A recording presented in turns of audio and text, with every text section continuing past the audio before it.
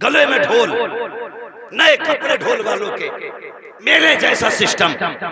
तो एक चौराहे पे ना एक नाबीना भिखारी खड़ा था, उसके साथ छोटा बच्चा था। उसने कहा सुनो, ये जो ढोल बज रहे हैं, बच्चे से कहने लगा लगता है कोई बारात आ रहा है। कहा अगर दूल्हा मेरे पास से गुजरे तो इशारा करना। कहा क्योंकि जब दूल्हा मेरे पास आएगा ना तो मैं तभी भीख मांगूंगा, इसलिए कि अगर दूल्हा से मांगा जाए तो दूल्हा के चाहने वाले उसके सर से उतार के बहुत देते हैं। कहा अच्छा। तो वो दोनों बाप बेटे चौराहे पे खड़े हो गए। ढोल की आवाज दूर से आ रही थी। जैसे ढोल करीब आए ना, बच्चा कहने लगा वाह लगता है बारात करीब आ गई। जैसी मोड़ मोड़े, पहले ढोल वाले थे, बच्चा देख के खुश था, लेकिन जैसे ढोल वाले खत्म हुए और जब नेजों पे सर दिखाई दिए, बच्चे के होश उड़ गए। फिर तो जबान तालू से लग गई। मगर जानते हो, उसने 72 नेजों पे 72 सर देखे। सोच रहा था लगता है कहीं से जंग फतह होके आया है, लेकिन कसम खुदा की उसने आखिर में जब नन्हे असगर का छोटा सा सर नेज़े पे देखा, बच्चा जमीन पे गिर गया और ये फैसला न कर सका। उसने सोचा अकबर तो लड़ने के काबिल था, कासिम तो जवान है, आखिर इस बच्चे ने क्या बिगाड़ा होगा जिसको दूध पीने की उम्र में नेज़े पे चढ़ाया गया। अल्लाह अकबर। बच्चा होश खो बैठा। जब वो सर भी गुजर गए, इतने में सैयदा ज़ैनब की सवारी आ गई। सैयदा ज़ैनब की सवारी आई। जैसी सवारी हजरत ज़ैनब की आई ना, वो अपने बाप का हाथ पकड़ के उठना चाहता था। बाप ने ये सोचा लगता है दूल्हा की सवारी आ गई है। जैसी बाप ने इशारा देखा, हजरत ज़ैनब की सवारी आ गई थी। उसने कहा ओ काफिले वालों, अली की खैरात दो, नबी का सदका दो। आज कई दिन के बाद सैयदा ज़ैनब ने बाप का नाम सुना था। कहती फिजा इससे कह दो जरा एक बार और मेरे बाप का नाम ले दे, एक बार और अली का नाम ले। उसने 3 मरतबा हजरत अली का नाम लिया, 3 मरतबा अली का नाम लिया। आपने बच्चे को करीब बुलाया, फरमाया बेटे तू बता चाहता क्या है। बच्चे ने कहा मोहतरमा हम तो बचपन से जब से होश संभाला है हम भिखारी हैं, हमारे बाप दादा के जमाने से हम भीख पे पलते चले आ रहे हैं। कहा चाहिए क्या। कहा जो चाहो वो दे दो। आपने कहा सुन, सबसे पीछे सवारी हजरत सकीना की आ रही है, उस सवारी के पैर के निशान की जगह की मिट्टी हटा ले, जो तुझे चाहिए मिल जाएगा। इतना सुना, इसने हाथ पकड़ा लेके बाप को वहां पहुंचा जहां हजरत सकीना की सवारी थी। जैसे निशान की जगह की मिट्टी हटाई है, क्या देखता है मिट्टी के नीचे सोने का ढेर निकल आया है, सोने का ढेर निकल आया। कहने लगा बाबा आज के बाद भीख की जरूरत नहीं है। कहा क्या हुआ। कहा जो खातून गुजर के गई है उसने ये सोना बताया था, उसने कहा फेंक दे सोने को, वहां लेके चल जहां वो खातून गई है। कहा किस लिए। कहा तू नहीं जानता ये जो बेटी गुजर के गई है आम बेटी नहीं है, या तो अली की बेटी गई है या नबी की बेटी गई है। नारे तकबीर।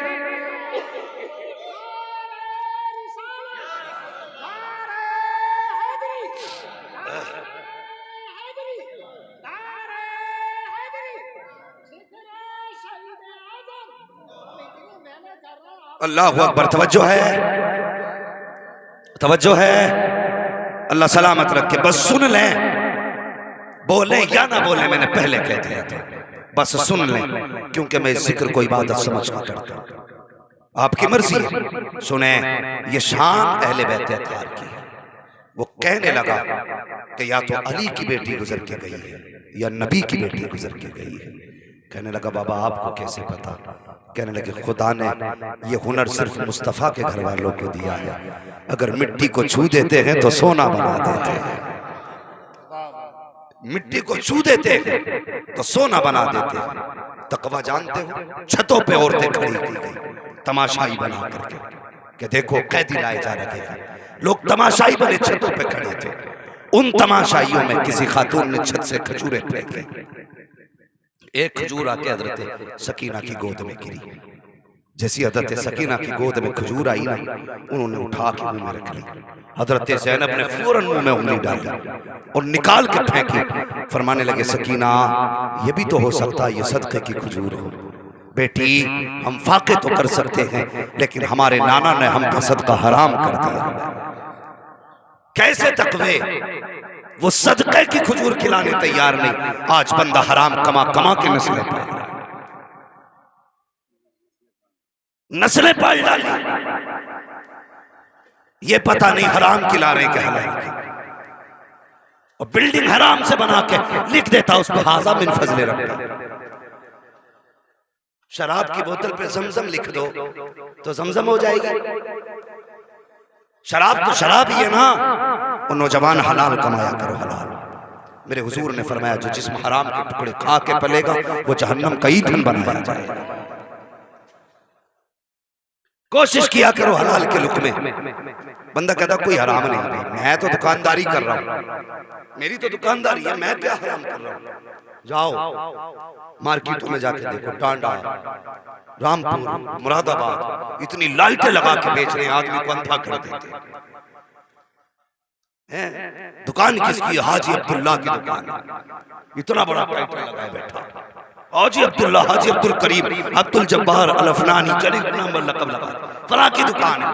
अरे हाजी की दुकान है तो यार रेट सही होगा, लेकिन उसमें लिखता है बाहर के खरीदा हुआ माल वापस नहीं होगा। इसलिए कि घर जाकर तुम समझ जाओगे चीज क्या लेकर के आए। यहां तुम आंखें फोड़ के दे रहे, घर जाके पता चल जाएगा। फिर कहते हैं ये वापस नहीं होगा, अंधा बना दिया, अंधा बना के बेचे। इमाम आजम अबू हनीफा, जिसकी हम और आप एक तकलीद करते हैं, आला हजरत जिनके मुकल्लिद हैं, इतनी बड़ी शान का मालिक, आपके कपड़े की दुकान। आज मौलवी दुकान कर ले तो कहते हैं मौलवी ने दुकान कर ली, इस इमाम के पीछे नमाज हो जाएगी, ये तो दुकान करे बैठा। और भाई जायज काम करना तो ये हमारे बुजुर्गों की सुन्नत है। इमाम आजम की कपड़े की दुकान, एक दिन ना, वैसे रोज मगरिब के वक्त दुकान बंद करते थे, एक दिन असर के वक्त ही बंद करके जाने लगे। किसी ने कहा हजरत इतनी जल्दी दुकान बंद कर दी? कहने लगे हाँ। कहा क्यों? का बादल है और दुकान में अंधेरा है, इसलिए दुकान बंद करके जा रहा हूं, कहीं लोग कपड़ा खरीदने में धोखा ना खा जाए।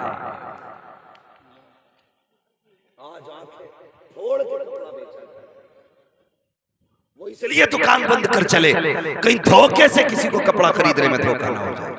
और कम ठेले वाले भी नहीं है, बड़े बिजनेसमैन तो हैं, ठेले वाले भी कम नहीं है।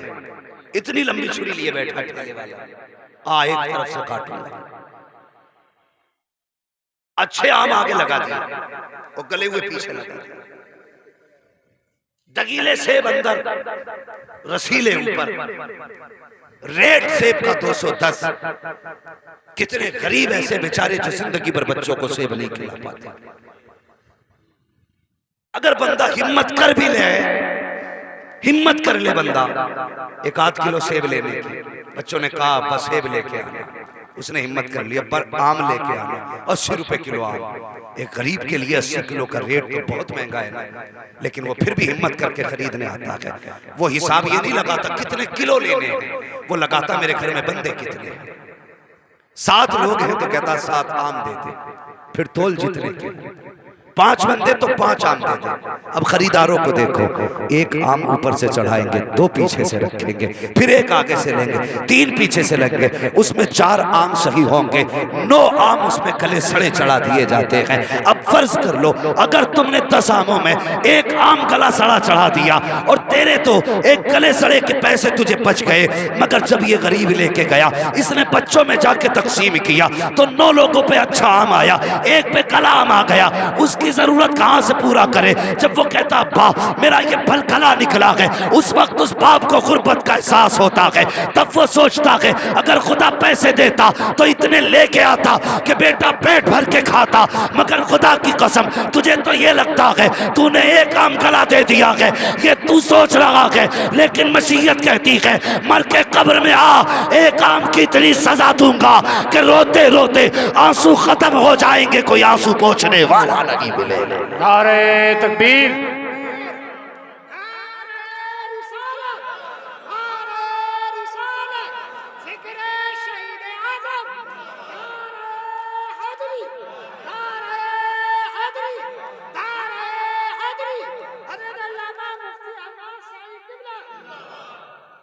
इसलिए मेहरबानी करें, किसी का दिल ना दुखाया करें, किसी का दिल ना दुखाया करें। अगर किसी का दिल तोड़ के तुम्हें सोना भी मिल रहा है तो यार ठोकर मार दो, वो हमारे किस काम का। हमारे किस काम का? बच्चों को चटनी से खिलाओ, कसम खुदा की हराम के मुर्गों से बेहतर है। चटनी खिला दो बच्चों को, इसलिए कि चटनी से जो खून रगों में बनेगा वो दुनिया में भी काम देगा, आखिरत में भी काम देगा। और हराम के लुक्मों से जो खून बनेगा वो यहाँ बाप को मारेगा, वहां जाके खुद भी पीटेगा। इसलिए अपने बच्चों को हलाल लुक्मे खिलाए। हजरत ज़ैनब ने क्या किया? मुंह में हाथ डाला, खजूर निकाल दी। इतने में खातून आ गई। खातून आई, उसके हाथ में सूखी रोटी। हजरत ज़ैनब को देखे कहने लगी, लगता है परदेसी हो, कैदी भी हो, मुसाफिर भी हो। चेहरा बता रहा है कई दिन से कुछ नहीं खाया, मेरे घर में कुछ ना था, यही सूखी रोटी थी, ये लेके चली आई। हजरत ज़ैनब ने इतना देखा, रोने लग गई। अपने मदीने के दिन याद आ गया। एक दिन वो था कि मदीने में लोगों की लाइन लगती थी। ऐसी सखावत सैयदा ज़ैनब की थी कि कभी कभी इमाम अली मकाम फरमाते थे, ज़ैनब बहन कुछ अपने लिए भी रख लिया करो, सारा लुटा देती हो। जानते हो मदीना शरीफ के सबसे बड़े ताजिर की बीवी हजरत ज़ैनब, हजरत अब्दुल्ला बिन जाफर तैयार, मदीना शरीफ के सबसे बड़े ताजिर, इनकी बीवी हजरत ज़ैनब। और जब आप खैरात लुटाती थी ना तो गलियां लोगों से भरी रहती थी। कहती एक दिन वो था कि हमारी गली में लोग रहते थे, आज वो दिन है ज़ैनब के आगे सूखी रोटी आई। आपने रोटी ली, और रोटी लेने के बाद जानते हो खुद नहीं खाई, सबसे पहले अपने साथियों में वो रोटी के लुक्मे तकसीम किए। आप फरमाने लगी, खातून इस पूरे शहर में किसी ने हमें एक घूंट पानी तक का न दिया, आखिर तुमने हम पे ये मेहरबानी क्यों की? तुमने ये मेहरबानी क्यों की? उसने कहा कि इसमें एक राज जुड़ा है। कहा कौन सा? कहा कहने लगी ये मेरी आका ज़ादी ने मुझे वसीयत की थी। कहा कौन? कहने लगी कि कुछ दिन पहले मैं मदीना शरीफ रहती थी और मैं मदीना शरीफ में फातिमा ज़हरा के घर में रहा करती थी। मदीना शरीफ में फातिमा ज़हरा के घर में रहा करती थी। कहा जब मैं वहां से आने लगी, मैंने कहा था सैयदा कुछ वसीयत कर दो, तो उन्होंने पूछा कहाँ जा रही हो? तो मैंने कहा मैं कूफा जा रही हूँ। अल्लाह अकबर। का जब उन्होंने इतना कहा ना कि कूफा जा रही हूँ, तो कहती मैंने इतना कहा सैयदा फातिमा कहने लगी सुन, कभी तेरे दरवाजे से अगर कोई काफिला गुजरे तो अगर हो सके उसे खाना खिला देना, हो सके पानी पिला देना।